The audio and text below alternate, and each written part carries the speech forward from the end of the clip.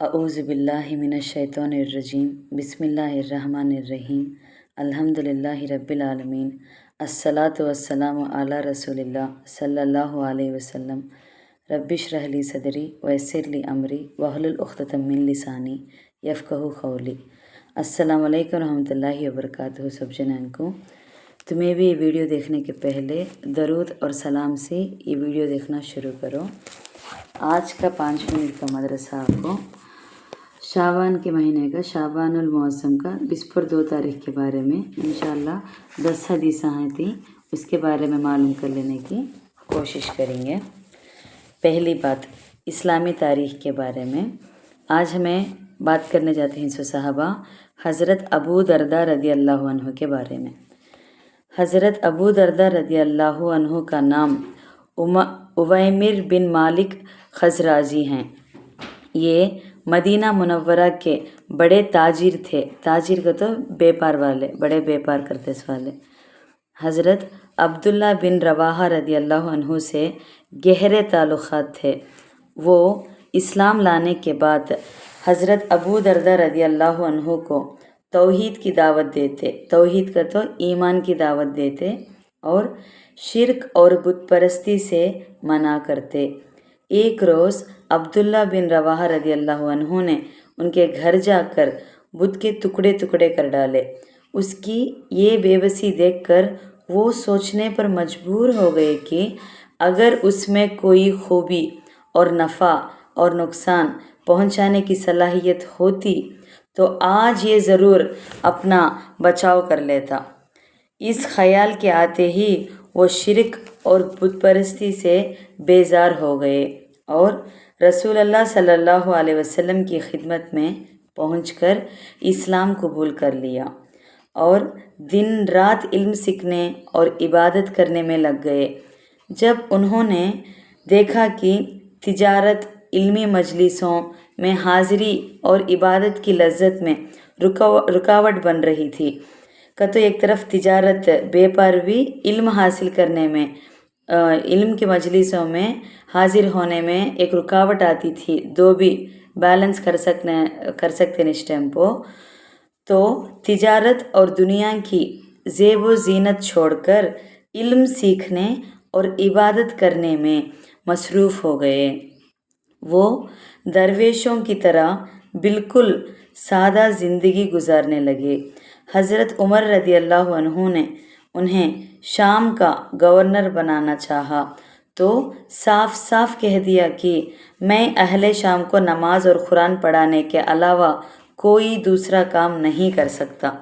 हज़रत उस्मान रज़ी अल्लाह अन्हु ने उन्हें दमिश्क का खाजी बना दिया, वो तो बड़े बना डाले। फिर उनके दौरे खिलाफत में 3 हिजरी में इंतकाल फरमाया। दोमी बात हुजूर सल्लल्लाहु अलैहि वसल्लम के मौजिज़े के बारे में। मौजिज़ा का तो एक चमत्कार के बारे में, एक मिराकिल के बारे में। सूरज का लौटना क्या कि देखेंगे।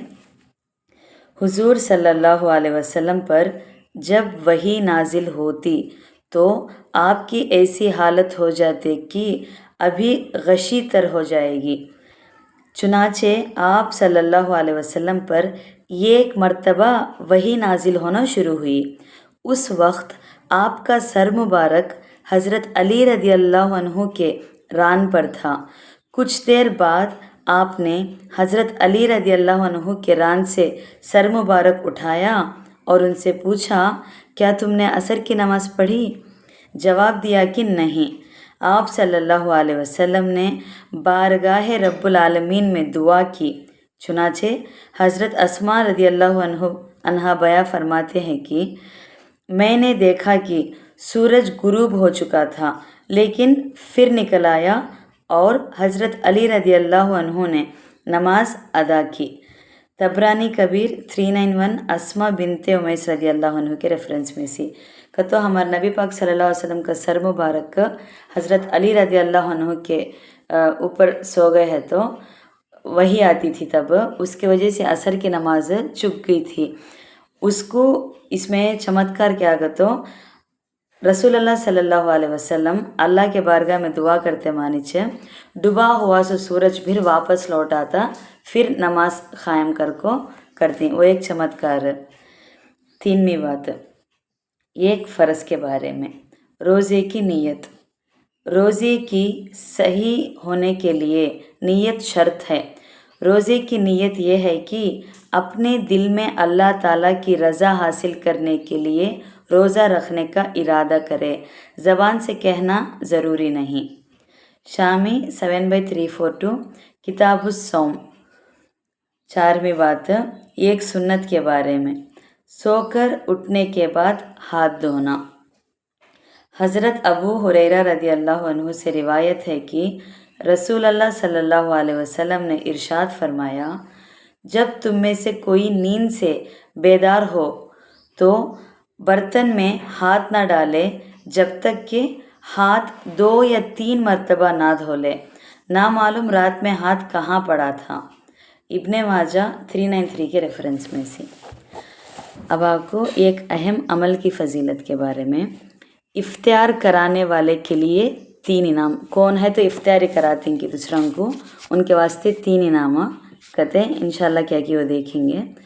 रसूल अल्लाह सल्लल्लाहु अलैहि वसल्लम ने फरमाया, जो शख्स किसी रोज़ेदार को रोज़ा इफ्तियार कराए उसके लिए गुनाहों के माफ़ होने और आग से खलासी का सबब होगा और रोज़ेदार के सबब के मानित उसको सवाब मिलेगा, मगर रोज़ेदार के सवाब में से कुछ कम नहीं किया जाएगा। सहाबा रदियल्लाहु अन्हु ने अर्ज़ किया कि हम में से हर शख्स इतनी वसअत नहीं रखता कि इफ्तियार कराए, तो आप सल्लल्लाहु अलैहि वसल्लम ने फरमाया, ये सवाब तो अल्लाह ताला एक खजूर से कोई इफ्तियार करा दे या एक घूंट पानी पिला दे या एक घूंट दूध पिला दे, उसको भी मरहमत फरमा देता है। तो 3 गुनाहों से 3 इनाम देती हैं अल्लाह ताला।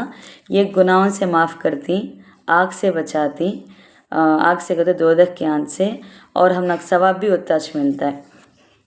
क्या भी नहीं है वह खिला सकते नहीं हमें कर को साहबा ने बोले इस टाइम को एटलीस्ट एक गुंद पानी तो भी, दूध तो भी, एक खजूर तो भी, उसे भी वत्ता सवाब वत्ते ने क्या वत्ता इनाम मिलता कर को बोले।